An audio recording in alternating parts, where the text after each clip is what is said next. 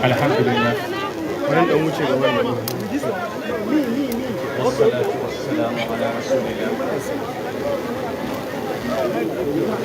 Sayyidina wa nabiyyina Muhammadin ibn Abdillah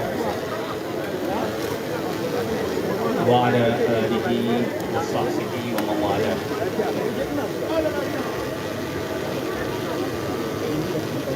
Mai girma gwamnan jiha Injiniya Abba Kabir Yusuf, masu girma kwamishinoni 'yan majalisa, kantomomi, manyan ma'aikatan gwamnati, hakimai, manyan baki, jama'a maza da mata. Assalamu alaikum wa rahmatullahi wa barakatuh.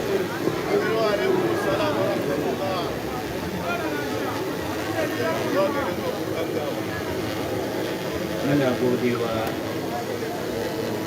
Allah subhanahu wa ta'ala da ya tara mu a wannan waje mai albarka saboda assasa wannan aiki na da shi yi ba. Wannan magana ce kamar yadda kwamishina yake faɗa, wacce yanzu duk duniya ake yi ta.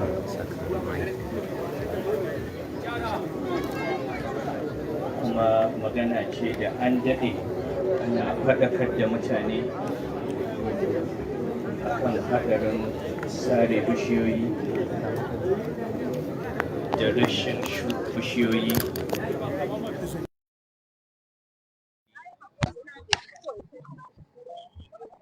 Kuma duk wanda yake bibiyar labaru a duniya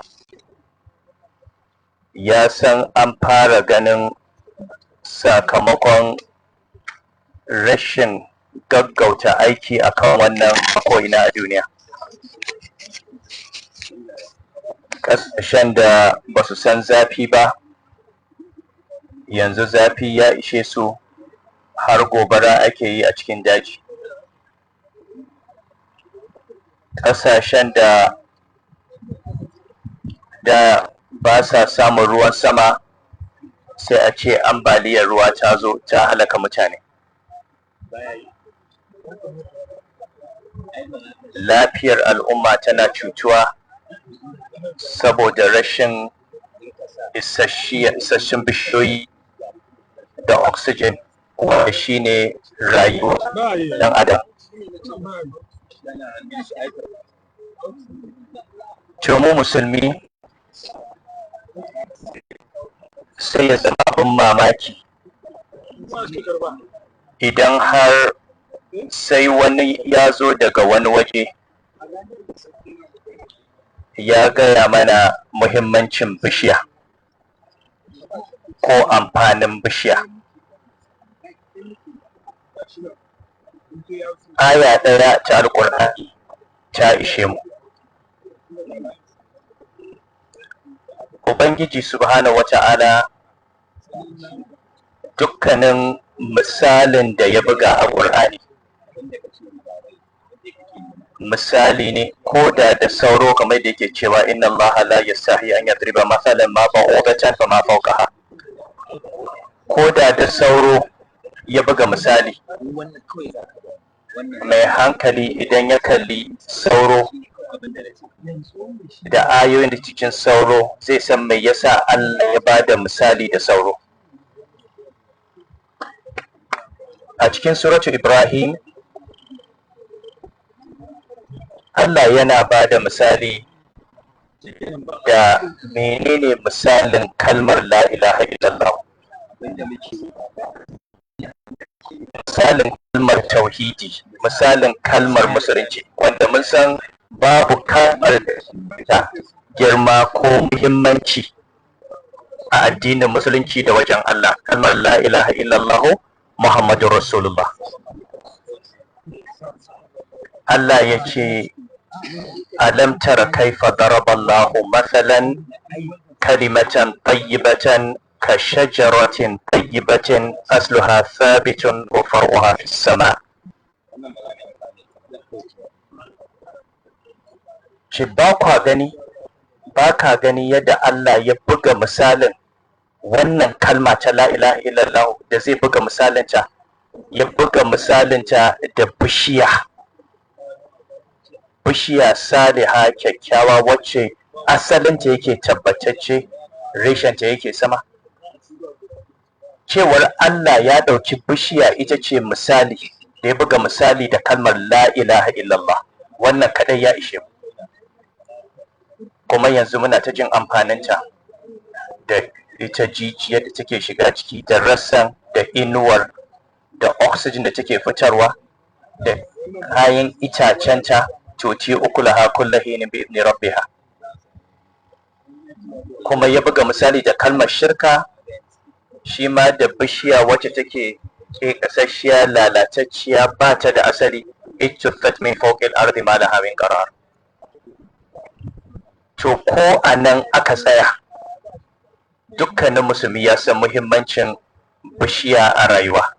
Inda har Allah zai misali da bishiya, shine misalin kalmar la ilaha illallah.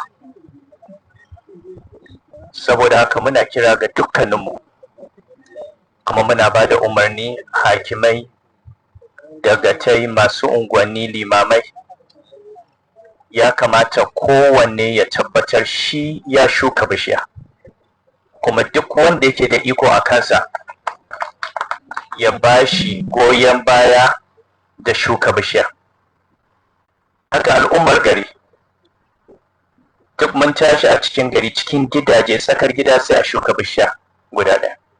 Mutum ya shuka bishiya a cikin gidansa, yana batarwa, zai samu amfaninta na rayuwarsa, da inuwarta, da oxygen ɗinta, kuma sannan zai taimaka mana, zai taimaka wa duniya ga baki ɗaya wajen kare wannan yanayi.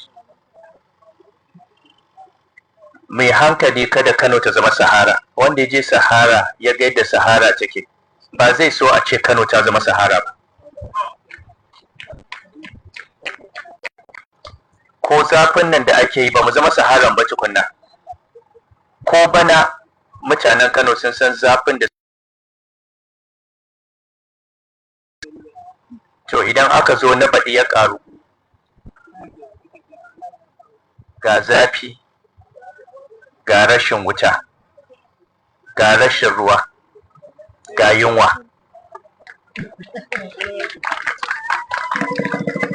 Saboda canjin yanayi yana da tasiri akan abincin ma da za mu fitar.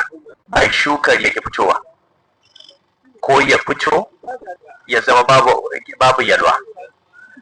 Saboda haka shuka bishiyoyin nan da kula da yanayi yana da muhimmanci ga rayuwarmu da rayuwar 'ya'yanmu. Wannan abin a hankali ake yi, ba lokaci ɗaya ake gani ba, amma muna so mu tare waɗanda za su biyo baya,